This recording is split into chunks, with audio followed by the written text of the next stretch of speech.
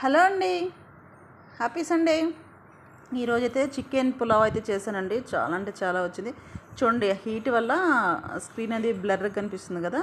So next అయితే నా husband కోసం అయితే నేను బోటి గోంగూర అయితే చేశానండి. చాలా అంటే చాలా బాగా కుదిరిందని అనుకుంటున్నాను, ఎందుకంటే నేను బోటి కర్రీ తిన్నా. సో మా సార్కి అయితే నేను వడ్డిచ్చేసాను. చూద్దాం తను తిని ఏం చెప్తారో.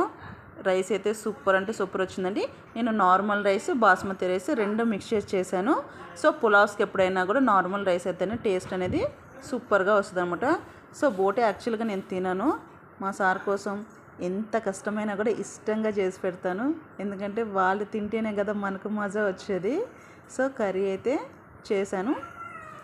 చూద్దాం టేస్ట్ ఎలా ఉందో మా సార్ అయితే తిని చెప్తారు.